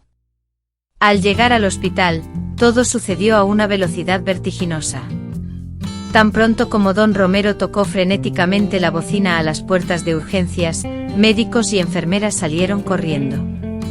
A mi padre lo colocaron en una camilla y lo introdujeron rápidamente, dejándonos a mi madre y a mí en la lluvia, empapadas de sangre, temblando no solo por el frío, sino por el miedo, la conmoción y todas las emociones contenidas durante esa desesperada huida. Fue en ese momento, al ver las miradas de horror en los rostros de las personas en la recepción, que comprendí totalmente lo que había ocurrido, lo que yo había hecho. Mamá, susurré aferrándome a su falda empapada. Después de haberle quitado la vida al abuelo, ella se arrodilló frente a mí, obligándome a hacer contacto visual, mientras tomaba mis hombros con fuerza. Escúchame bien, Teresa, me dijo con voz baja pero llena de intensidad. Tú no mataste a nadie, tú nos salvaste. Ese hombre iba a matarnos a todos, ¿entendido? No hiciste nada malo. La incapacidad de responder me invadió y las lágrimas, como una tormenta, comenzaron a brotar de mis ojos. Ella me abrazó con fuerza, sintiendo nuestros cuerpos mojados y manchados de sangre fusionarse en un abrazo de lamento, mientras llorábamos por mi padre, que se debatía entre la vida y la muerte en un quirófano por el horror que acabábamos de experimentar y, quizás aunque ninguna se atreviera a decirlo en voz alta, por el hombre que a pesar de todo, era mi abuelo y su suegro, cuyo cuerpo se enfriaba lentamente en el suelo de mi habitación. Las horas siguientes se transformaron en una pesadilla confusa llena de interrogatorios, declaraciones a la policía y la atención de los médicos. Una enfermera de rostro amable me guió a una habitación privada, me asistió para despojarme de la ropa manchada de sangre y me ofreció un baño con agua tibia. Mientras el agua arrastraba la sangre, la de mi abuelo y la de mi padre, hacia el desagüe, las lágrimas rodaban silenciosamente por mis mejillas, preguntándome si alguna vez volvería a sentirme pura. Me vistieron con un pijama holgado del hospital y me trasladaron a una sala donde un médico, con evidentes signos de cansancio en su rostro, inspeccionó los hematomas que comenzaban a aparecer en mis brazos, donde mi abuelo me había sujetado con fuerza. Realizó preguntas a las que no pude responder. Intercambió miradas preocupadas con la enfermera y finalmente, me administró un jarabe que, según dijo, me ayudaría a descansar. Mientras el medicamento surtía efecto, pude escuchar fragmentos de conversaciones provenientes del otro lado de la puerta, voces graves de policías, palabras como legítima defensa, abuso, asesinato, y el nombre de mi abuelo, pronunciado con un respeto inmerecido, a pesar de sus actos. Incluso después de su muerte, el general seguía ejerciendo su influencia, moldeando la percepción que la gente tenía de la situación. Lo último que recuerdo de aquella noche fue que me llevaron a la misma habitación donde mi madre aguardaba noticias sobre mi padre. Estaba sentada en una silla rígida, con el rostro pálido y surcado por lágrimas, vestida también con ropa prestada del hospital. Está en cirugía, me dijo cuando me acomodé en la angosta cama. La bala, la maldita bala, impactó cerca de la arteria carótida, pero sin llegar a tocarla directamente. Los médicos son optimistas.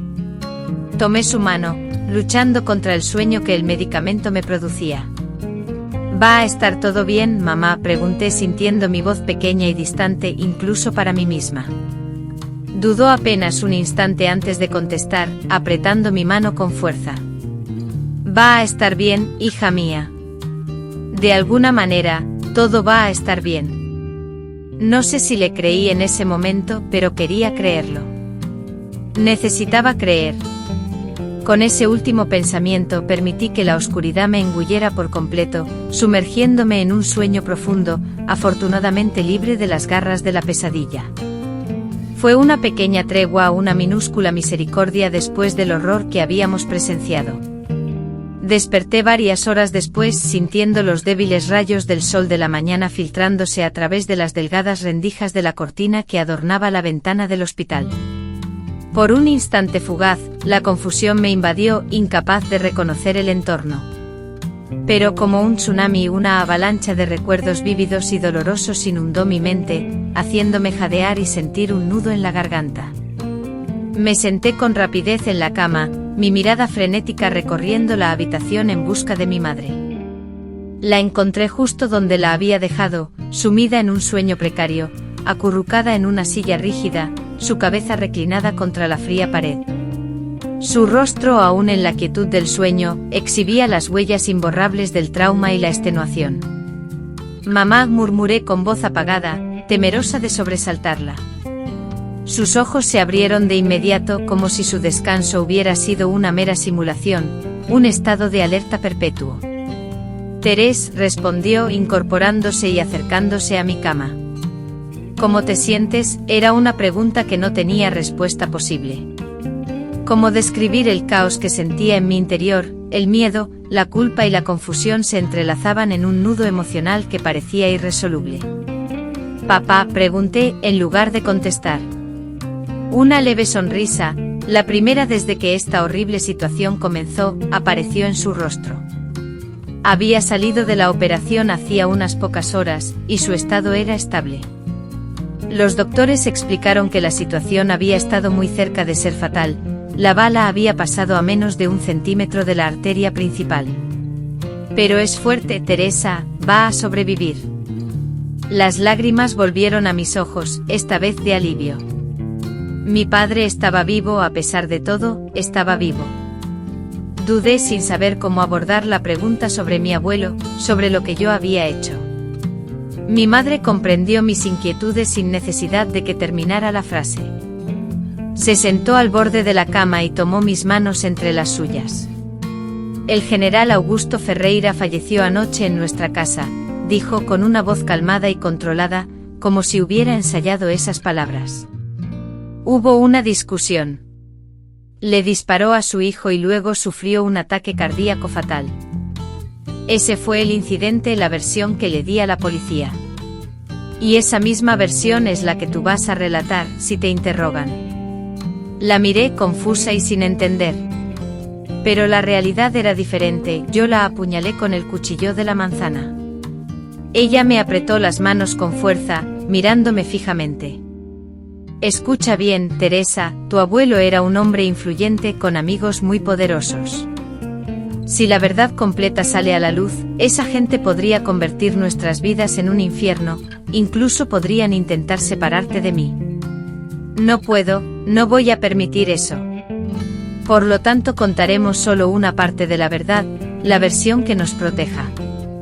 «¿Eso no es mentir?», pregunté con la voz temblorosa. «A veces, para sobrevivir, debemos elegir con cuidado qué parte de la verdad revelamos», respondió, sin apartar la mirada de mí. «Lo importante es que estamos vivas, tu padre está vivo, y vamos a seguir adelante juntas». En ese momento, con solo 9 años, no comprendí del todo lo que mi madre estaba haciendo. No me di cuenta de cuán valiente y astuta estaba siendo ella, protegiéndonos no solo a mí, sino a toda nuestra familia del escándalo y las posibles consecuencias legales. Solo comprendí que me estaba dando una escapatoria, una manera de dejar atrás el horror de aquella noche, y acepté la versión del ataque cardíaco. Repetí la historia a los pocos policías que vinieron a interrogarme. Siempre con mi madre a mi lado, guiando mis palabras con las suyas, cuidadosamente seleccionadas. El respeto que el general inspiraba en vida continuó después de su muerte. Nadie cuestionó demasiado la historia de un hombre mayor y con problemas de salud, que sufrió un ataque cardíaco después de un momento de extrema tensión. El disparo que hirió a mi padre fue explicado como un accidente ocurrido durante una discusión acalorada, algo que mi propio padre, cuando finalmente despertó días después, corroboró con un movimiento de cabeza, aunque estaba demasiado débil para hablar. El funeral de mi abuelo, un héroe de guerra, se celebró con todos los honores militares. Su ataúd, cubierto con la bandera nacional, fue escoltado hasta el cementerio, donde se escucharon las salvas. Mi madre y yo, inmóviles junto al sepulcro, recibimos las condolencias de hombres uniformados desconocidos, de políticos locales y de figuras importantes que, más que lamentar su muerte, parecían temer el poder que mi abuelo, ahora difunto, había ostentado. Yo, con una extraña sensación de distancia, observaba la escena, como si fuera espectadora de una película sobre una familia ajena.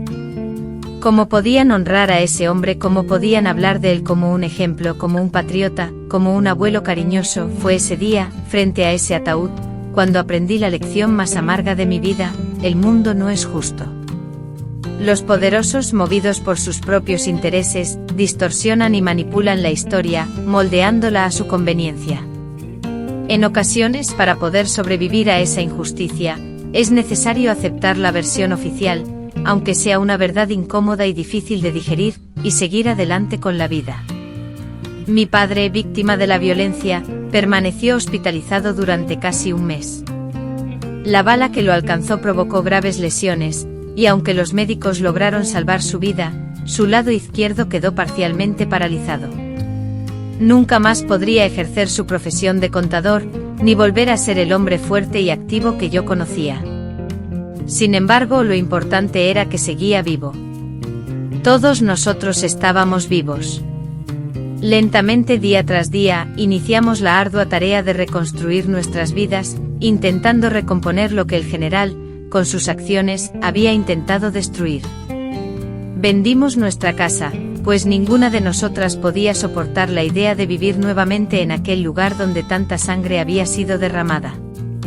Con el dinero de la venta y una pequeña pensión que mi padre obtuvo, irónicamente, gracias a la influencia que mi abuelo, militar de alto rango, aún tenía en el ejército, nos mudamos a una pequeña ciudad en el interior del Estado de México, un lugar donde nadie nos conocía y donde podríamos comenzar una nueva vida. En aquel lugar, con el tiempo, aprendimos a sobrellevar nuestras cicatrices emocionales y físicas. Mi padre se adaptaba a su nueva discapacidad, mi madre lidiaba con las pesadillas que la despertaban a gritos en plena noche, y yo, atormentado por la carga de haber tomado una vida, aunque fuera para protegernos. A mis 9 años, no solo perdí a mi abuelo y nuestra casa, sino también una parte fundamental de mi infancia, un tiempo que jamás podría recuperar. Sin embargo, también gané algo invaluable: la comprensión de nuestra propia fortaleza, la aceptación de que la supervivencia a veces requiere decisiones extremas y la certeza de que el amor, un amor familiar genuino, puede sanar las heridas más profundas. Fue ese amor incondicional el que finalmente nos rescató, el que nos permitió con el tiempo volver a experimentar momentos de felicidad y el que años después me brindó el coraje para construir mi propia familia, confiando en que no todos los hombres son como mi abuelo y que no todas las historias están destinadas a un final trágico. Hoy, en esta apacible terraza de Cuernavaca, transcurridas tantas décadas desde aquella noche que marcó nuestras vidas, con mis nietos riendo despreocupadamente en el jardín y mi esposo, con quien he compartido 50 años, descansando plácidamente a mi lado, puedo contemplar el extenso recorrido que hemos transitado. Puedo revivir cada decisión que tomamos, cada sacrificio que hicimos, cada instante de sufrimiento, pero también de curación, que nos condujo hasta este presente. Y si algo anhelo transmitir a quienes me escuchan, es esta certeza: por más oscura que sea la noche, el amanecer siempre llega, por profundas que sean las heridas, la cicatrización es posible, y por imposible que parezca avanzar, siempre existe un camino, incluso si debemos forjarlo con nuestras propias manos. Reconstruir la vida fragmento a fragmento no es tarea sencilla, especialmente cuando cada pedazo que intentas ensamblar parece cortar tus dedos con recuerdos punzantes, semejantes a cristales rotos. Al llegar a Toluca, en el corazón del Estado de México, a comienzos de 1957, fue como salir de un mal sueño solo para darnos cuenta de cómo sus sombras se habían extendido a nuestra vida real. Rentamos una vivienda humilde en la zona más apartada de la ciudad, 2 habitaciones pequeñas, una sala, una cocina, un baño adentro, una novedad que me llenó de alegría, y un patio trasero donde mi madre, con entusiasmo, sembró hierbas aromáticas y algunas flores. Era un lugar sencillo pero limpio y sobre todo carente de recuerdos dolorosos. En esas paredes recién encaladas, ningún grito había sido proferido, ninguna mancha de sangre había marcado el suelo. Recuerdo con claridad la primera cena, sentadas alrededor de una mesita, comiendo arroz, frijoles y un huevo frito que mi madre cocinó en la estufa nueva, aún aprendiendo a controlar el fuego. Mi padre sentado a la cabecera de la mesa, no por la autoridad que mi abuelo, acostumbrado a mandar, hubiera ejercido, sino porque era el único lugar de la mesa donde su silla de ruedas cabía sin dificultad. Nuestra primera comida en familia en nuestro nuevo hogar, anunció mi madre, esforzándose por sonreír, una sonrisa que no lograba alcanzar sus ojos visiblemente cansados. Vamos a agradecer por estar juntos. Juntos sí, pero irremediablemente transformados. Mi padre, quien antes se erguía orgulloso y caminaba con pasos firmes por la vida, ahora dependía de la silla de ruedas para trasladarse. La bala que había impactado su cuerpo no solo había afectado nervios y músculos, le había arrebatado su independencia, su identidad como el proveedor de la familia. Sus ojos, que siempre destellaban con una bondad silenciosa, a menudo se perdían en la distancia, como si una parte de él aún estuviera presente en esa terrible noche intentando modificar el destino. Mi madre había envejecido una década en cuestión de meses, con arrugas que se marcaban más profundamente alrededor de sus ojos y boca. Las primeras canas blanquecinas, como hilos de plata, comenzaron a brotar en su melena castaña oscura. Rara vez mencionaba lo sucedido, pero a menudo la escuchaba sollozar suavemente en el baño, creyendo que nadie la oía, un llanto ahogado en la soledad. Durante el día, se erigía como un muro de fortaleza, atendiendo a mi padre, buscando oportunidades laborales, asegurándose de que yo asistiera regularmente a la nueva escuela. Por la noche, creyendo estar a solas, se permitía ceder a la fragilidad, derrumbándose por instantes. Y yo, con tan solo 10 años, era una niña con ojos que habían visto demasiado, una niña que entendía el peso exacto de un cuchillo en la mano, que conocía la sensación de la vida escapando por el filo, una niña atormentada por la misma pesadilla recurrente. La pistola apuntando, el estampido del disparo, la sangre manchando todo, y luego la mirada de mi abuelo, helada de comprensión, al saber que su propia nieta había sido la causante de su muerte.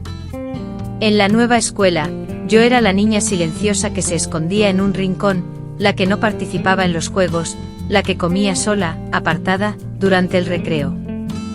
Aunque mis calificaciones se mantenían altas, e incluso parecían mejorar, ya que el estudio era mi único refugio, los profesores notaban que algo me perturbaba.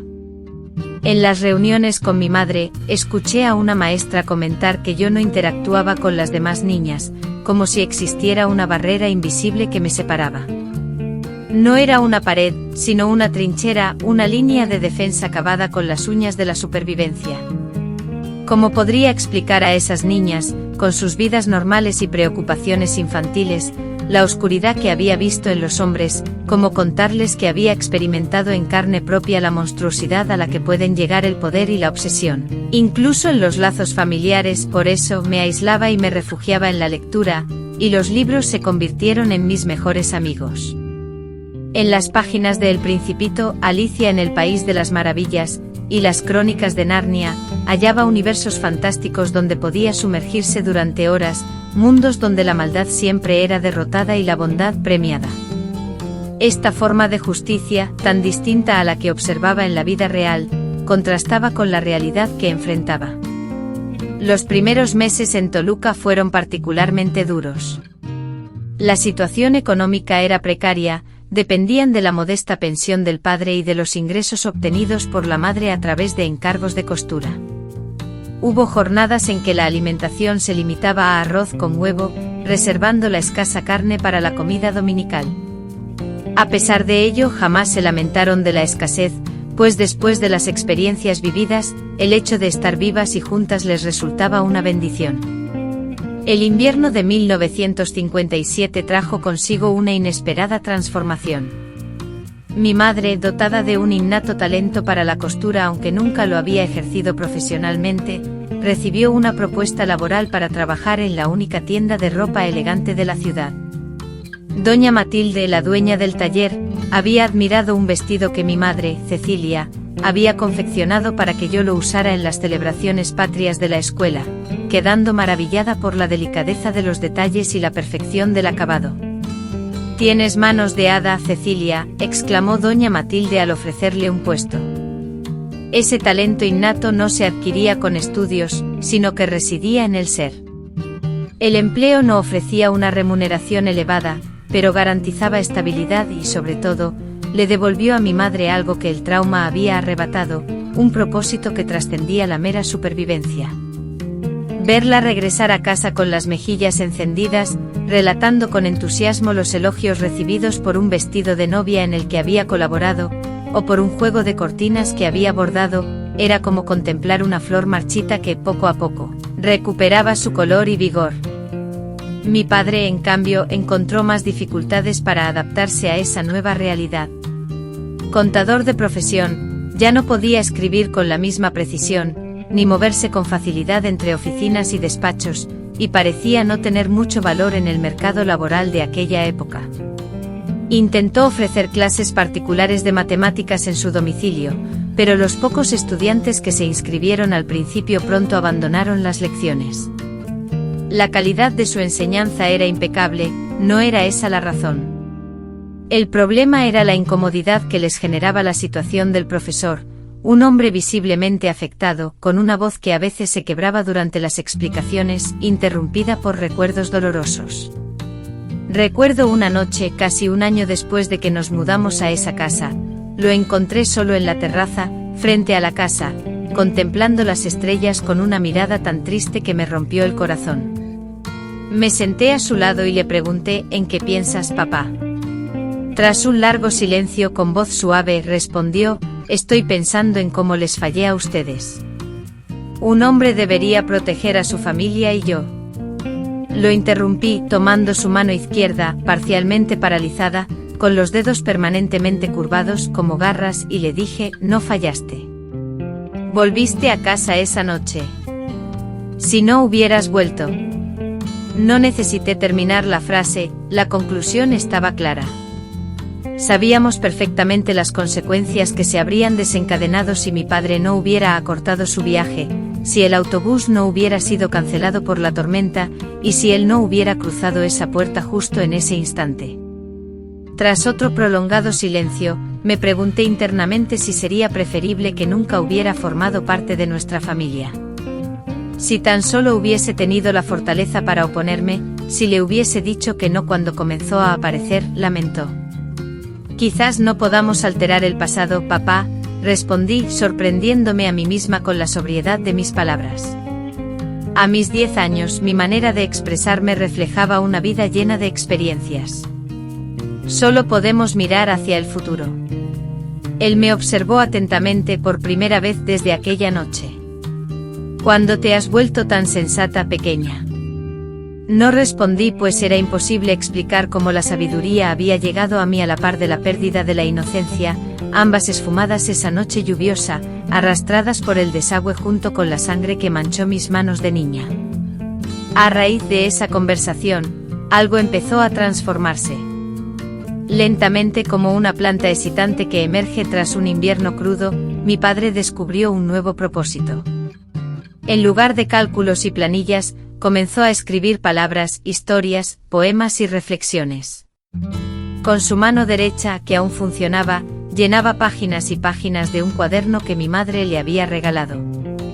Ignoro el contenido exacto de sus escritos, ya que mantenía sus cuadernos en privado. Sin embargo, algunas noches de domingo después de la cena, nos leía fragmentos, relatos sobre lugares lejanos, sobre personajes que superaban obstáculos, sobre la fuerza de los nuevos comienzos. A través de esas historias parecía estar reconstruyendo no solo su propia vida, sino también ofreciéndonos una vía para conciliar el pasado con el presente. A finales de 1958, casi 2 años después del incidente, la vida había hallado un nuevo compás. Ya no era la persona que había sido antes, y sabía que jamás volvería a serlo, pero ahora conseguíamos vivir una vida en la que cada minuto no estaba atormentado por el trauma. Las pesadillas todavía nos visitaban a todas, aunque con menos frecuencia. Las conversaciones a la hora de comer ya no se interrumpían bruscamente cuando algún tema rozaba demasiado los recuerdos dolorosos. Empezamos a reír de nuevo, al principio tímidamente, pero luego con más confianza. En la escuela, empecé a hacer algunas amistades, no muchas, pues algo dentro de mí siempre permanecería un poco distante, un poco cauteloso con los demás, pero lo suficiente para no sentirme totalmente sola. Estaba Lucía, una niña de largas trenzas que amaba los libros tanto como yo. También estaba Carlos, que había perdido a su padre en un accidente laboral y, de alguna manera, reconocía en mí el mismo tipo de dolor por la pérdida.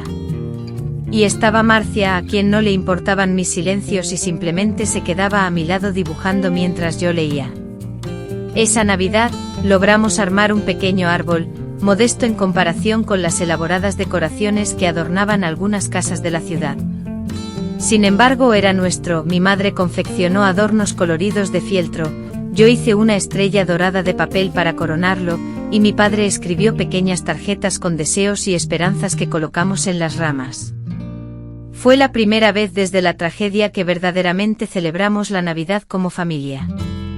El punto de inflexión, no obstante, llegó en 1959, cuando yo tenía 12 años, un periódico local convocó a un concurso de cuentos y mi padre, sin consultarme, inscribió una de las historias que yo había escrito en mi diario. Era una historia sencilla sobre una niña que encontraba un pájaro con un ala rota y lo ayudaba a volar de nuevo, aunque no lo comprendí en ese momento, era una clara metáfora de nuestra familia. Para mi sorpresa y la suya, gané el primer premio en la categoría juvenil. En la biblioteca municipal se celebró una modesta ceremonia para entregar reconocimientos. Al ver a mi padre observándome con genuino orgullo mientras recibía un certificado y un libro como obsequio, experimenté uno de los momentos más reparadores de mi vida hasta ese instante. Al regresar a casa, mientras yo empujaba su silla de ruedas por las desiguales aceras de Toluca, Teresa me dijo: «Tienes un don, Teresa. Un don para convertir el dolor en belleza. No lo desperdicies». Esas palabras sembraron una semilla en mí. Si yo era capaz de transformar mi sufrimiento en algo hermoso mediante las palabras, quizá podría hacer lo mismo con toda la experiencia traumática. Tal vez podría llegar a encontrar un significado en lo que parecía absurdo. Comencé a escribir con mayor intención, ya no solo historias fantásticas para evadir la realidad, sino también reflexiones sobre el valor, la familia y los nuevos comienzos. Mi padre se convirtió en mi primer lector y crítico literario, destacando pasajes que requerían mejoras y celebrando aquellos en los que mi escritura lograba capturar una verdad conmovedora. Era como si hubiéramos descubierto un lenguaje compartido para abordar el trauma, un vínculo entre nuestras experiencias individuales frente a la misma tragedia. En 1960, cuando yo tenía 13 años, recibimos la noticia del fallecimiento de mi abuelo y el cierre definitivo de su historia. El último acto consistió en la lectura del testamento, demorada por trámites legales complejos para nosotros. Un abogado de semblante serio llegó a nuestra casa para informarnos que, a pesar de diversas circunstancias, yo era la única heredera directa del general Augusto Ferreira. Mi padre, por razones que el abogado no detalló, pero que podíamos intuir, había sido excluido del testamento años atrás. La señorita recibe en herencia una casa en la Ciudad de México y una cuenta bancaria con una importante suma de dinero, aclaró el abogado, visiblemente incómodo al comunicar tan buenas noticias en aquel entorno humilde. Debido a su minoría de edad, los bienes serán administrados por sus padres hasta que cumpla 21 años. Tras la marcha del abogado, nos sumimos en un silencio sepulcral, y el sobre que contenía los documentos permaneció intacto sobre la mesa de la cocina, como si fuera algo peligroso y contaminante. «No quiero nada de él», fueron mis primeras palabras, con la voz temblorosa por la emoción reprimida. «No quiero nada de ese hombre». Mi padre, que había permanecido particularmente callado durante toda la visita del abogado, finalmente intervino: «El dinero no es culpable de quien lo tuvo, Teresa, ni tampoco la casa ni los objetos. Son solo cosas manchadas de sangre. Repuse sintiendo las lágrimas, que hacía mucho no brotaban, amenazando con desbordarse. Tal vez, comenzó mi madre, con voz suave pero firme. Pero consideremos el potencial de esos fondos. Tu padre requiere atención médica de calidad, tú anhelas una educación que nuestros recursos actuales no permiten, y podríamos convertir un legado siniestro en algo positivo. Era un argumento convincente, especialmente viniendo de ella, quien había soportado tanto sufrimiento a causa de ese hombre. Con cierta vacilación, aceptamos esa inesperada herencia y acordamos utilizarla de maneras que, suponíamos, enfurecerían al general. La primera acción fue vender la casa en la Ciudad de México, pues ninguna de nosotras deseaba vivir en un lugar asociado a él.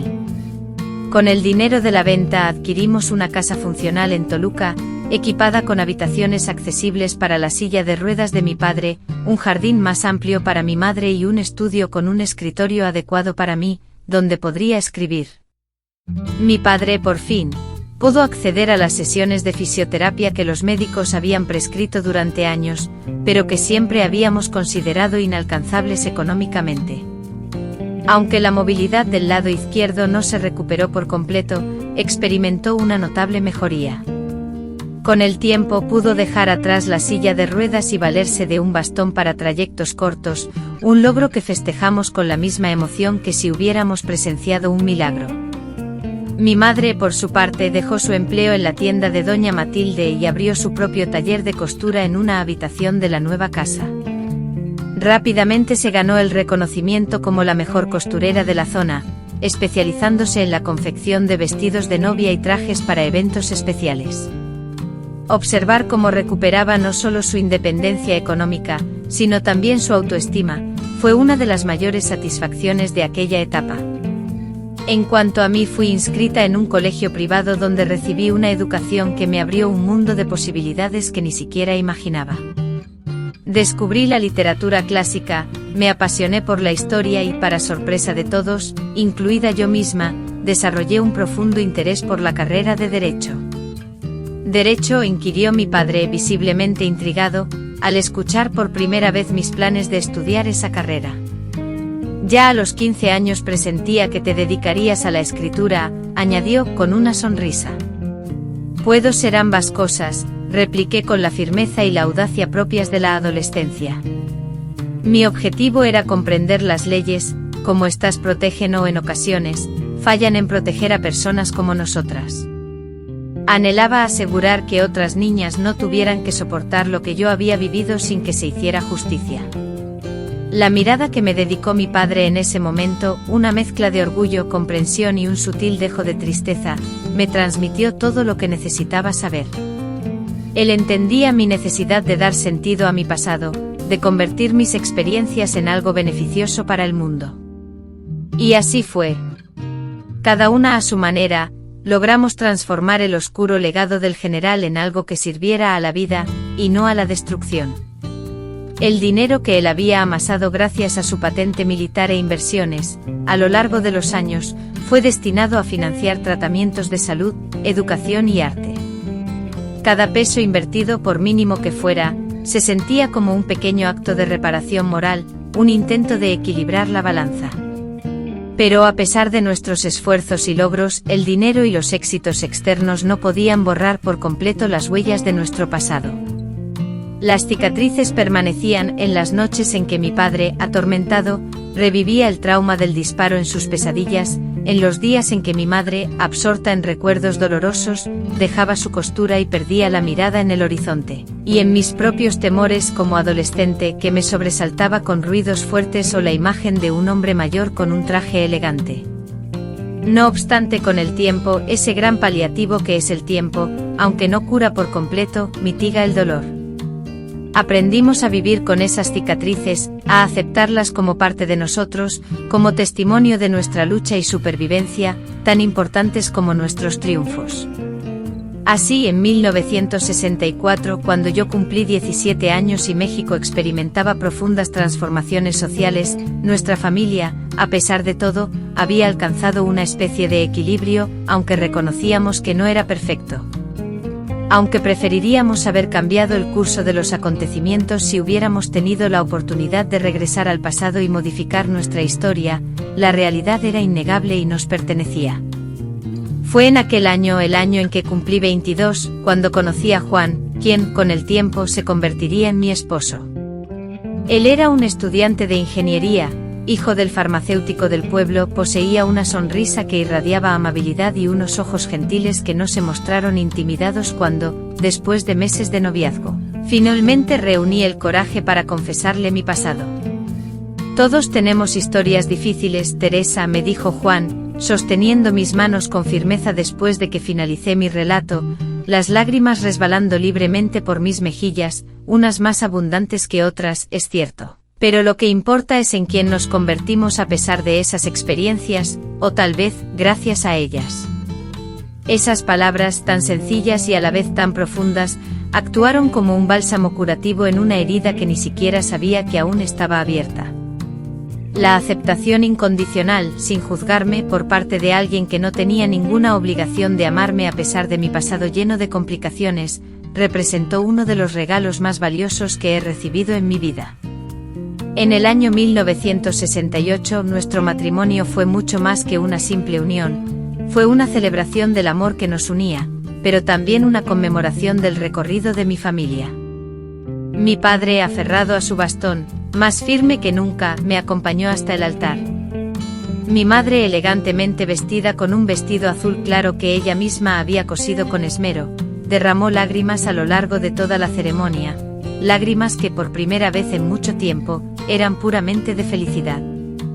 Después de la boda, Juan y yo nos establecimos en la Ciudad de México, donde él ejerció su profesión de ingeniero y yo completé mis estudios de Derecho. Tuvimos 3 hijos, quienes crecieron conociendo solo fragmentos cuidadosamente seleccionados de la historia de su bisabuelo, un general admirado que tuvo una muerte trágica, un hombre de carácter complejo que a veces no lograba expresar su cariño. Consideramos que revelar la verdad completa sería una carga demasiado pesada para ellos. Mis padres continuaron residiendo en Toluca, disfrutando de una vida apacible y confortable hasta el final de sus días. En 1989 mi padre, a la edad de 68 años, dejó este mundo, no a causa de alguna antigua dolencia, sino fulminado por un repentino ataque al corazón mientras se dedicaba a podar los rosales de nuestro jardín. 3 años después, mi madre, habiendo cumplido su tarea de proteger y cuidar a nuestra familia, falleció plácidamente mientras dormía, como si finalmente encontrara el descanso que merecía. Con el paso del tiempo, yo me convertí en abogada, especializándome en la defensa de los derechos de la infancia y la adolescencia. Mi labor me llevó a involucrarme en casos que raramente trascendían a los medios, pero que sin embargo transformaban vidas, niños rescatados de situaciones de maltrato y jóvenes que, gracias a la ley, hallaban una segunda oportunidad en lugar de la venganza. Además de mi trabajo, en mis momentos de ocio continué escribiendo cuentos, memorias veladas bajo la apariencia de la ficción, y reflexiones sobre la resiliencia y los nuevos comienzos. Ahora, con 78 años, al mirar atrás, comprendo que la vida se asemeja a una serie de capítulos. Algunos están teñidos de una oscuridad tan profunda que parecen escritos con la tinta de las pesadillas, mientras que otros irradian una luz tan intensa que eclipsan incluso los recuerdos más dolorosos. Absolutamente todos, sin excepción alguna, somos piezas fundamentales en la gran narrativa de la historia. Mis nietos me conocen con cariño como la abuela que escribe historias, la abuela abogada, la abuela que prepara los churros más deliciosos de todo Cuernavaca. Ellos no tienen conocimiento, y quizás nunca lo necesiten, de que también soy la niña que, con tan solo 9 años, hizo lo indispensable para sobrevivir, aquella que aún guarda en sus manos, ahora arrugadas por el tiempo, el recuerdo de un instante en el que la vida y la muerte danzaron al borde de un pequeño cuchillo de cocina. He decidido compartir esta historia ahora, tras décadas de silencio, porque creo firmemente que existen otras Tereses en el mundo, personas que han logrado sobrevivir a situaciones inimaginables y que necesitan saber que es posible reconstruirse, que es posible encontrar belleza y significado incluso después de las noches más oscuras. Si te encuentras transitando tu propio valle de sombras, quiero que sepas que hay un camino que te llevará a través de él. No será fácil, no será rápido y sin duda dejará cicatrices, pero es posible. La oscuridad no es eterna ni definitiva. La luz siempre se abre camino, incluso por las grietas más pequeñas. Si has vivido algo similar y has logrado superarlo, deseo que mi relato resuene como un eco de tu propia fortaleza, recordándote que no estás solo en tus batallas, por más personales y únicas que parezcan. Queridos amigos, si esta historia les ha conmovido, por favor, denle me gusta a este vídeo y suscríbanse al canal. Estamos a punto de alcanzar los 100,000 suscriptores y cada uno de ustedes es fundamental en este camino. Un abrazo sincero de esta abuela que aprendió, de la forma más dura, que nuestra mayor fuerza a menudo se manifiesta precisamente cuando creemos que no tenemos ninguna. Hasta el próximo vídeo, queridos. Yeah.